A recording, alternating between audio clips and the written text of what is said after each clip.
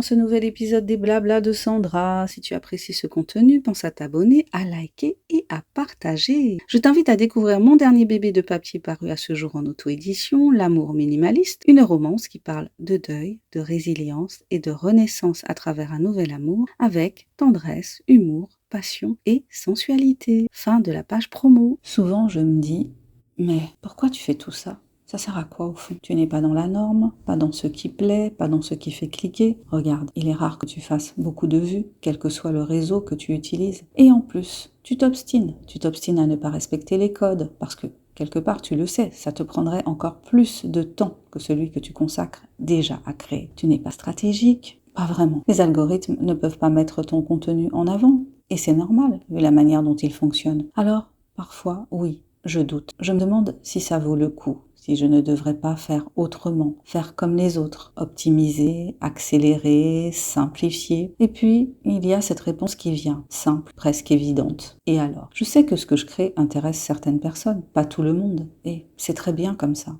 Des personnes qui me ressemblent souvent, des personnes qui vibrent sur la même fréquence, des personnes qui ont besoin qu'un sujet soit un peu creusé, un peu développé, plutôt que simplement survolé, des personnes qui ne cherchent pas forcément le contenu le plus rapide, le plus bruyant, le plus visible, mais le plus juste pour eux, dans l'instant présent. Les algorithmes, eux, sont programmés pour rendre visible ce qu'il est déjà dès le début. Moi, je suis programmée pour autre chose. Je suis programmée pour exprimer ce qui me paraît intéressant à un moment donné, même si ça ne rentre pas dans les cases, même si ça ne performe pas immédiatement, ou même si ça ne performera jamais. Et tu sais quoi ? C'est très bien comme ça, parce que sinon, les réseaux manqueraient cruellement de diversité. On verrait toujours les mêmes formats, les mêmes phrases, les mêmes idées recyclées encore et encore. Alors oui, peut-être que je suis dans la longue traîne, mais la longue traîne, ce n'est pas un échec. C'est un autre rythme, un rythme plus lent, plus discret, mais souvent plus durable. Je ne sais pas si c'est là que se construisent les liens les plus solides, mais je sais que c'est là que les gens prennent vraiment le temps de te découvrir, de te comprendre, de t'apprécier.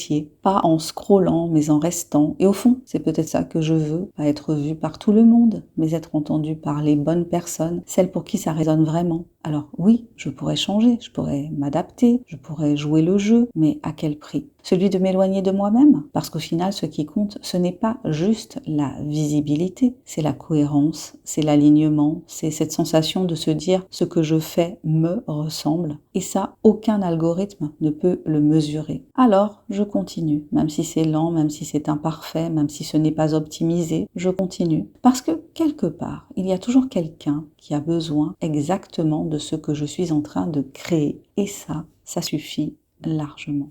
Merci d'avoir écouté cet épisode des Blabla de Sandra. Si tu as aimé cette réflexion, n'hésite pas à partager ce podcast et à me dire quel est ton point de vue sur la question. Je te dis à très bientôt pour un nouvel épisode des Blabla de Sandra. Allez, abonne-toi, commente si tu l'oses, like et partage. Et pense à découvrir mon dernier bébé de papier paru à ce jour, L'amour minimaliste, une romance qui parle de deuil, de résilience et de renaissance à travers un nouvel amour avec tendresse, humour, passion et sensualité. Bye bye!